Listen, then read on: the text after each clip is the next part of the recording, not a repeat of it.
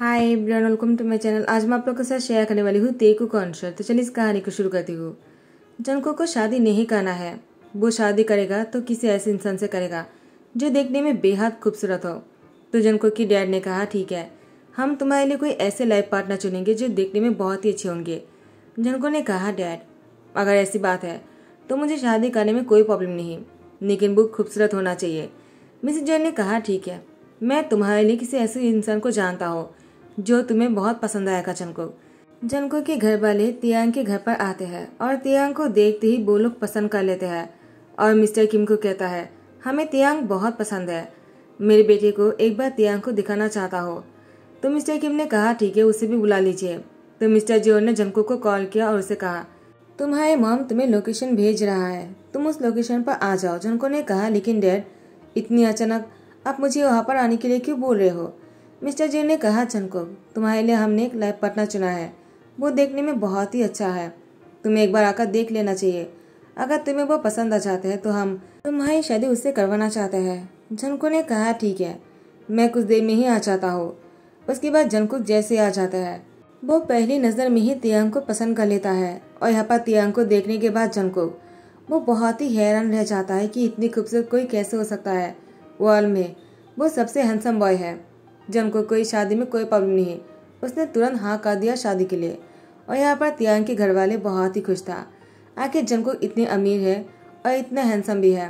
दोनों को साथ में बहुत अच्छा लग रहा था। तियांग भी शादी के लिए हाँ कर देते हैं क्योंकि तियांग की फैमिली चाहता है कि वो शादी कर ले। उसके बड़े भाई जिन की भी शादी हो चुकी है, उसके 2 बच्चे भी हैं और तियांग को भी शादी कर लेना चाहिए। वो 21 साल का है। तियांग ने भी शादी के लिए हाँ कर दिया, लेकिन तियांग को पता नहीं है जनको को सिर्फ खूबसूरती पसंद है, इसलिए वो तियांग से शादी करना चाहता है। तियांग वो जनको को देखकर मन में कहता है, वो भी बहुत ही हॉट और हैंडसम है, हम दोनों बहुत ही अच्छे लगेंगे साथ में, लेकिन मैं उसे दिल से जानना चाहता हूँ कि वो कैसे इंसान है। मुझे सिर्फ उसकी बाहर की हॉटनेस और हैंडसमनेस नहीं चाहिए। तियांग सब कुछ यही सोच रहा था मन में। और यहाँ पर तियांग के घर वाले मिस्टर जियोन के साथ और मिसेस जियोन के साथ शादी की डेट फिक्स कर लेता है और उसके बाद शादी की तैयारी शुरू हो जाता है। जंकुक वो तियांग के साथ बात करना चाहता है, उसे मिलना चाहता है। शादी से 2 दिन पहले जंकुक किसी बहाने से तियांग के घर आ जाता है और वो तियांग से मिलने के लिए वो हॉल में इंतजार कर रहा था। मिसेस किम ने तियांग से कहा, तुम्हारी होने वाले हस्बैंड आया है, तुम जाकर उससे मिल लो। तियांग अपने होने वाले हस्बैंड से आकर मिलने के लिए सोफे में बैठ जाते हैं। जनको ने कहा, तियांग क्या मैं तुम्हारी बेडरूम देख सकता हूँ। तियांग ने कहा क्या। तियांग के ब्रदर इन लॉ आरेमा जाते हैं और कहते हैं, तो तुम्हारी शादी मिस्टर सीओ जियोन जनको के साथ हो रहा है, तुम दोनों साथ में कितने अच्छे लगोगे। तियांग तुम्हें उसको अपने बेडरूम में लेकर जाना चाहिए, आखिर तुम दोनों की शादी होने वाला है। जिन ने कहा, लेकिन आर्यन ने कहा, क्यों जिन, शादी से पहले तुमने भी तो मुझे तुम्हारे बेडरूम में लेकर गए थे ना। वैसे भी वो रूम अब तियांग का सिर्फ अकेले का नहीं है, जनको का भी है। जाओ जाकर तियांग के साथ चले जाओ, वो तुम्हें अपना रूम घुमाकर यानी तुम दोनों का रूम घुमाकर दिखाएगा। तियांग ने कहा ठीक है। वो जनको को लेकर जैसे अपने बेडरूम में आ जाते हैं। जनको बातों बातों में तियांग के करीब आने की कोशिश कर रहा था। तियांग वो इसको इग्नोर तो करना चाहता है, लेकिन वो खुद भी नहीं इग्नोर कर पा रहा था। जनको ने बहाने से तियांग को अपनी तरफ खींच लिया और उसकी कमर में हाथ डालकर अपने साथ बहुत ही क्लोजली टाइटली पकड़ के रखा था। तियांग जनको को कहता है, क्या कर रहे हो आप। जनको ने कहा, तियांग अब तो हमारी शादी होने वाले है ना, तुम मुझसे इतना दूर क्यों जा रहे हो। तियांग ने कहा, लेकिन अभी तक शादी नहीं हुई है। जनको ने कहा, तो हो जाएगा ना, 2 दिन ही तो बाकी है ना, तो क्या अब मैं तुम्हें टच भी नहीं कर सकता हो, क्या मैं तुम्हें पसंद नहीं। तियांग ने कहा, ऐसी कोई बात नहीं है। जनको ने कहा, तो फिर तुम इतना हिचकिचा क्यों रहे हो। ऐसा कहते जनको तियांग की यार पर किसकाता है और यार पर किसकाते ही तियांग वो थोड़ा सा हॉट फील करने लगता है क्योंकि तियांग की यार बहुत ही सेंसिटिव है। जनको की किसकाने पर तियांग बहुत ही ब्लश कर रहा था। जनको तियांग की गाल पर अपनी उंगलियों से टच करते कहा, ऐसा लग रहा है कि अभी खून निकलने वाले हैं। तियांग ने कहा, जनको प्लीज ऐसा मत करो, पहले शादी हो जाने दो। जनको ने तियांग की मुझसे अपनी नाम सुनकर कहा, तुम नहीं जानते मुझे कितना अच्छा लग रहा है तुम्हारे मुँह से अपनी नाम सुनकर, क्या दोबारा कह सकते हो। अगर तुम दोबारा नहीं कहोगे तो मैं तुम्हें किस कर लूँगा। तियांग इससे पहले कि जनको के नाम बोल पाते जनको तियांग को किस कर लेते हैं। तियांग जनको को खुद से अलग करने की कोशिश करता है, लेकिन जनको तियांग को और भी दबाकर किस कर रहा था। कुछ देर बाद वो जैसे उससे अलग होते हैं। तियांग सांस नहीं ले पा रहा था। जनको ने तियांग को अपने सीने में लगाकर उसकी पीठ पर सहलाते कहा, आई एम सो सॉरी। तुम्हें देखने के बाद मैं खुद को रोक नहीं पाया। आखिर तुम हो ही इतना प्रिटी, मैं खुद को कैसे रोक पाता। तुम्हें अगर बुरा लगा हो तो आई एम सो सॉरी, लेकिन मैं खुद को सच में नहीं रोक पाया। तियांग जनको को देखा फ्लश करते कहा, कोई बात नहीं। जनको ने कहा, तियांग तो फिर। उसके बाद तियांग को लेकर बेड की तरफ जाने ही लगता है, दरवाजे पर किसी ने नॉक किया और तियांग जनको को धकेल दिया। अब वो वहाँ से उठ जाते हैं। जनको भी अपने कपड़े ठीक कर लेते हैं। तियांग जाकर दरवाज़ा खोल देते हैं। जिन ने कहा, क्या हुआ, तुम दोनों क्या कर रहे थे। जनको ने कहा, वो मुझे तियांग को देखना था। जिन ने कहा, क्या, मैं समझा नहीं। तो तियांग ने कहा, वो मजाक कर रहा है, वो कमरे को देख रहे थे। जिन ने कहा, तो फिर दरवाज़ा क्यों बंद था। आयम ने कहा, जिन तुम भी कैसी बातें करते हो, शायद दरवाज़ा गलती से बंद हो गया होगा। तुम मेरे साथ नीचे चलो। जिन को नीचे लेकर चलते हैं और यहाँ पर जनको, वो तियांग को फिर से अपने करीब लेकर आने ही वाले थे। आने में चाहकर कहते हैं, तुम दोनों कंटिन्यू मत करो, नीचे आ जाओ, वरना मैं जिन को रोक नहीं पाऊंगा। तुम जानते हो ना तियांग, तुम्हारे भाई कैसे है। तियांग ने कहा, ब्रदर इन लॉ, ऐसी कोई बात नहीं है, गलत सोच रहे हो। आयम ने कहा, ठीक है, अब नीचे आ जाओ। जनको सीढ़ियों से नीचे आते हुए तियांग से कहता है, लगता है तुम्हारे घर पर प्राइवेसी नाम का कोई चीज ही नहीं है। तियांग ने कहा, जनको गुस्सा मत करो, वो ब्रदर को मेरी चिंता है ना, इसीलिए वो ऐसा कर रहा है। जनको ने कहा, ऐसी बात है क्या।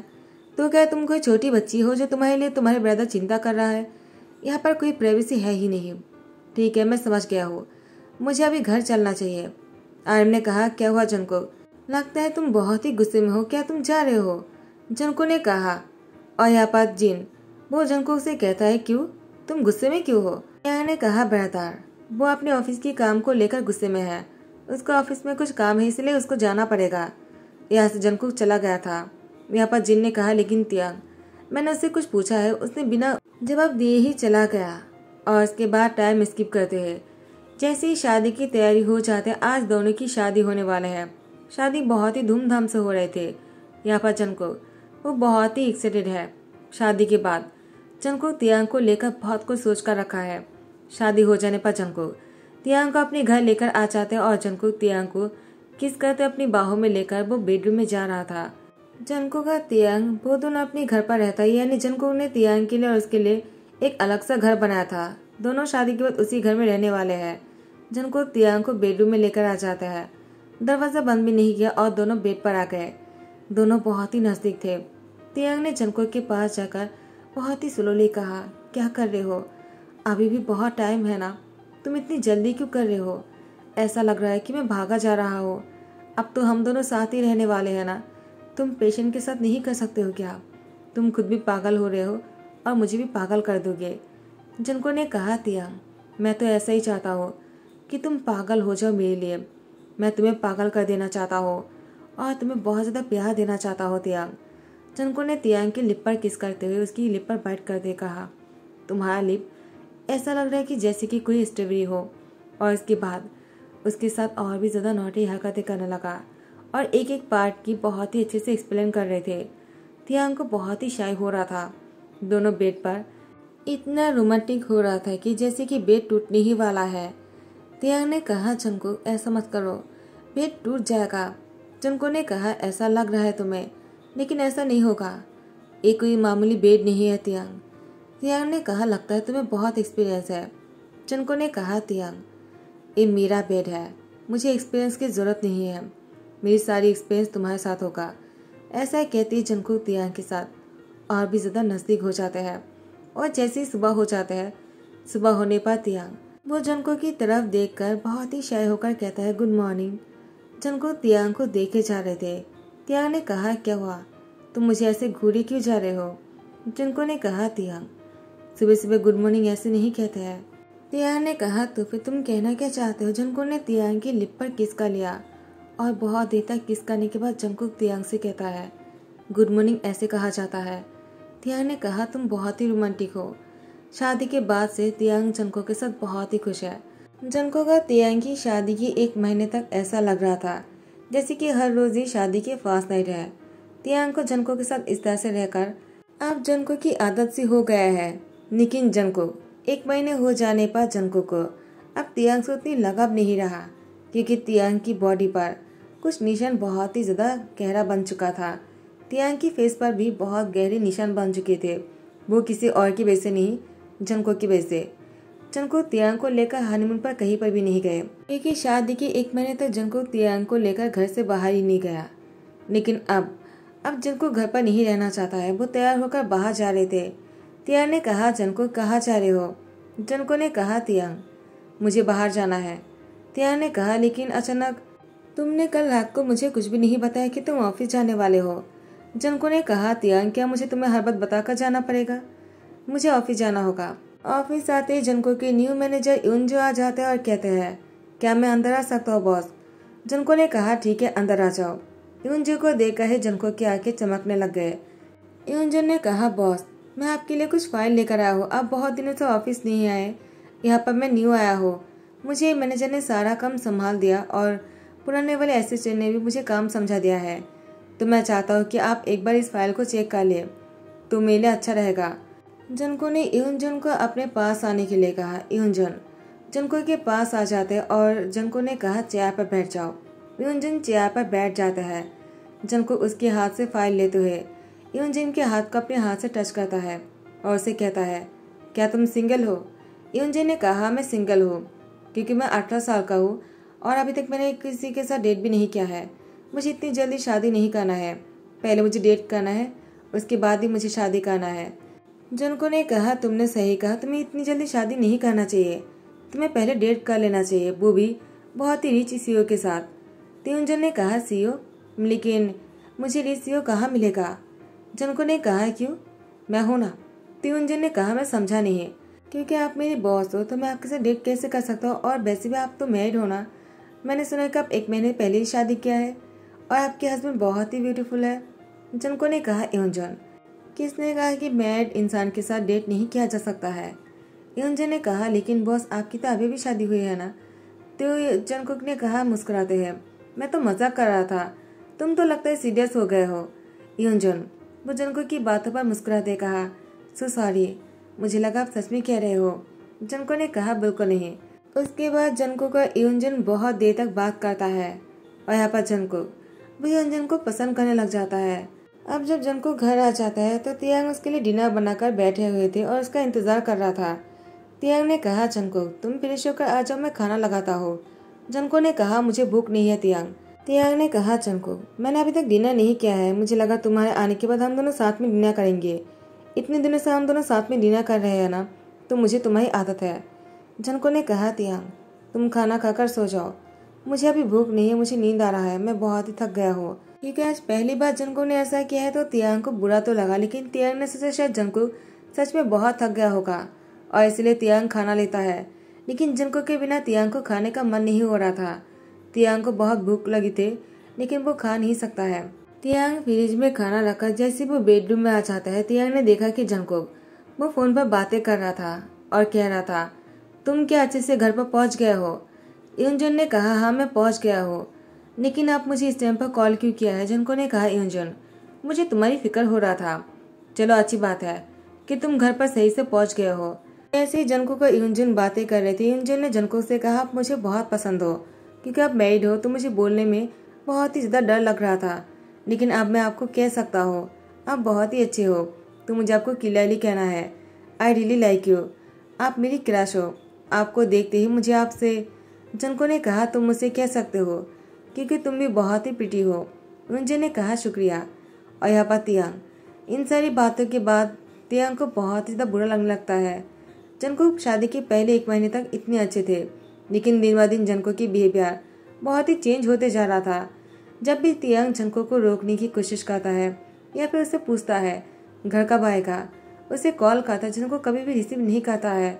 तियांग को बहुत ही लोनली फील हो रहा था और तियांग की बॉडी पर जो निशान है वो अब तियांग की बीमारी के कारण बन चुके थे और तियांग के लाइफ की बहुत बड़ी खतरा बन चुके थे। जंको जब भी तियांग की बॉडी पर लाभ बैठ करता था, तियांग को बहुत ही पेन होते थे, लेकिन वो अपनी और अपने हस्बैंड की खुशी के लिए कुछ भी नहीं कहा। लेकिन अब वो पेन ही उसके लिए दर्द बनने वाला है। तियांग अपने घर आ जाता है। जिन ने कहा, तियांग क्या हुआ, तुम बहुत ही सैड लग रहे हो। तियांग ने कहा, ब्रदर ऐसी कोई बात नहीं, आप यहाँ पर कब आए? जिन ने कहा, मैं कल ही आया था, लेकिन मुझे नहीं लगा था तुम आने वाले हो। तुम दोनों को तो हनीमून पर जाना चाहिए ना इस टाइम पर। तियांग ने कहा, वो जंको अपने काम में बिजी है तो आर्यम आ जाता है कहते हैं क्या? लेकिन मैंने जंको को तो किसी और के साथ ही देखा है। वो दोनों डिनर कर रहे थे बाहर। मुझे लगा वो तुम्हें बता कर गया होगा। वैसे मैंने उन दोनों की एक पिक्चर लिया था। तुम बुरा मत मानना तियांग, मैं तुम्हें दिखाना चाहता हूँ। उसके बाद आर्यम तियांग को वो पिक्चर दिखाता है जहाँ पर यूनजन और जंकुक एक दूसरे के हाथ पकड़ के रखे थे। तियांग को ये सब कुछ देखने के बाद वो अब जंकुक के पास वापस नहीं जाना चाहता है, वो यहीं पर ही रुकना चाहता है। जिन ने कहा, तियांग क्या हुआ? तियांग ने रो रो कर सारी बातें बता दिया। जिन ने कहा, तियांग जंकुक तुम्हारे साथ ऐसा कैसे कर सकता है? अभी तक शादी के 2 महीने भी पूरे नहीं हुए और जंकुक ने तुम्हारे साथ ऐसा करना शुरू कर दिया। मैं उसे छोड़ूंगा नहीं। मैं आर्यम तुम्हें इसीलिए पहले से कह रहा था, मुझे जंकुक ठीक नहीं लगता है। आर्यम ने कहा, जिन ऐसा नहीं हो सकता है, वो तियांग से प्यार करता है। क्यों तियांग, मैंने सही कहा ना? तियांग ने कहा, ब्रदर इन लॉ पहले मुझे ऐसे ही लगा लेकिन अब मुझे लगता है वो सब कुछ झूठ है। जंकुक जैसे घर आता है। तियांग को ना देखकर जंकुक तियांग को कॉल किया, लेकिन तियांग जंकुक की कॉल रिसीव नहीं कर रहे थे। जंकुक वो समझ नहीं पा रहा था कि तियांग कहाँ चला गया। ऐसे ही एक दिन बीत जाता है और सुबह होने पर जंकुक वो तियांग के बारे में सोचता है। जंकुक को लगा सुबह होने पर तियांग आ जाएगा, लेकिन तियांग नहीं आया। अब जंकुक को अंदर से बहुत ही ज्यादा गुस्सा आ रहा था, लेकिन वो गुस्सा अब डर में बदल गया। जंकुक ने कहा, तियांग कहाँ जा सकता है? जंकुक ने हर जगह पर कॉल किया लेकिन तियांग कहीं पर भी नहीं गए। जंकुक को मजबूरी में तियांग के फादर्स के घर पर कॉल करना पड़ा। मिस्टर किम ने कहा, क्या हुआ, तुम इस टाइम पर कॉल क्यों कर रहे हो? जंकुक ने कहा, वो तियांग क्या वहाँ पर है? तो उन लोगों ने कहा, हाँ तियांग यहाँ पर है और वो तुम्हारे पास नहीं जाना चाहता है। जंकुक ने कहा, लेकिन क्यों? तो मिस्टर किम ने कहा, वो तो हमसे ज्यादा तुम्हें समझना चाहिए जंकुक। जंकुक ने कहा, लेकिन मैं कैसे समझूं? उसके बाद जंकुक सोच में पड़ जाता है, आखिर उसने ऐसा क्या कर दिया कि तियांग उसको छोड़कर ही चला गया। जंकुक तियांग के बारे में सोचे जा रहे थे। उसके ऑफिस आने के बाद यूनजुन वो जंकुक के केबिन में आ जाते बिना नॉक किए। जंकुक ने गुस्से में कहा, क्या हुआ, तुमने बिना नॉक किए अंदर कैसे आ गए? यूनजुन ने कहा, लेकिन आपने तो कहा है ना मुझे अंदर आने के लिए नॉक करने की जरूरत नहीं। जंकुक ने कहा, यूनजुन चले जाओ यहाँ से, मुझे अभी तुमसे कोई बात नहीं करना है। यूनजुन ने कहा, जंकुक क्या हुआ, तुम इतने गुस्से में क्यों हो? जंकुक ने यूनजुन को डांट दिया। यूनजुन यहाँ से गुस्से में चला गया और जंकुक वो तियांग के बारे में ही सोच रहे थे। कुछ देर बाद जंकुक जानबूझकर यूनजुन को अपने केबिन में बुलाता है। यूनजुन आ जाता है, लेकिन अब वो बहुत ही सैड लग रहा था। जंकुक ने यूनजुन से कहा, मुझे माफ कर दो, इसमें तुम्हारी कोई गलती नहीं है, लेकिन मैं तुम्हारे ऊपर गुस्सा कर दिया। बस तुम्हें यहाँ पर इसलिए बुलाया है क्योंकि मैं तुमसे कहना चाहता हूँ कि मुझसे कोई उम्मीदें मत रखना, क्योंकि मैं तुमसे प्यार नहीं कर पाऊंगा और नहीं डेट कर पाऊंगा। मुझे लगा था मुझे सिर्फ खूबसूरती से प्यार है, इसलिए मैं तियांग की बॉडी पर निशान हो जाने पर, उसकी फेस पर निशान होने पर मैंने तुम्हें चुना, तुम्हारी खूबसूरती को देखकर, क्योंकि तियांग के बाद मुझे तुम तियांग जैसे ही लगे, तो इसीलिए मैंने तुम्हारे साथ, लेकिन मुझे ऐसा नहीं करना चाहिए था। यूनजुन ने कहा, लेकिन आपको मुझसे नहीं, उनसे जाकर माफी मांगना चाहिए जिससे आप प्यार करते हो और जिनको आपने इग्नोर किया है मेरी वजह से। मैं तो समझ जाऊंगा, लेकिन वो कैसे समझेगा? उससे माफी मांगना जरूरी है। जंकुक ने कहा, तियांग को वापस लाने के लिए मुझे जो भी करना पड़ेगा मैं वो सब कुछ करूंगा। उसके बाद जंकुक वो तियांग के घर आ जाता है। तियांग जंकुक से मिलने से मना कर दिया। जंकुक वो तियांग के घर के बाहर 2 दिन से बैठा हुआ है। उसने बिना कुछ खाए पिए वो अब बेहोश होने वाले हैं। तियांग को पता चलते ही तियांग जंकुक को घर के अंदर लेकर आ जाता है और उसे खाना खाने के लिए फोर्स करता है, लेकिन तियांग वो खाना नहीं खा रहा था। तो तियांग ने अपने मुंह में जूस लेकर जंकुक को किसके थ्रू जूस पिलाता है और दवाई भी इसी तरह से खिलाता है। उसके बाद जंकुक वो जैसे होश में आ जाता है। वो तियांग की पैर पकड़ने ही जाने वाले थे।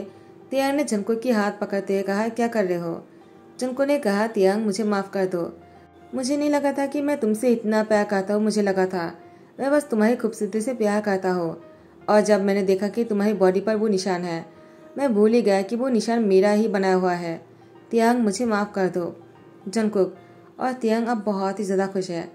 तियांग को जंकुक को माफ नहीं करना था क्योंकि तियांग भी जंकुक से प्यार करता है और एक स्टोरी है, मुझे हैप्पी एंडिंग करना पसंद है, तो इसमें माफ करना बहुत जरूरी है। और अब जब कुछ ही दिनों के अंदर ही जंकुक को अपनी गलती की एहसास हो गया, तो इससे बड़ी बात और क्या हो सकता है। जिन लोग को हैप्पी एंडिंग से और माफ करने से प्रॉब्लम है, मैं उन लोग के बारे में कुछ नहीं कह सकता हूँ। ये एक फैन फिक्शन है और आपको फैन फिक्शन को फैन फिक्शन की तरह लेना पड़ेगा। इसमें बॉयज़ की बेबी भी होते हैं। क्या रियल लाइफ में किसी बॉय को बच्चे जन्म देते हुए देखा है क्या? नहीं ना। वैसे ही इस स्टोरी को स्टोरी में ही रखो तो ही अच्छा होगा, रियल लाइफ में मत लेकर आओ। ठीक है, thank you so much, bye bye, take care.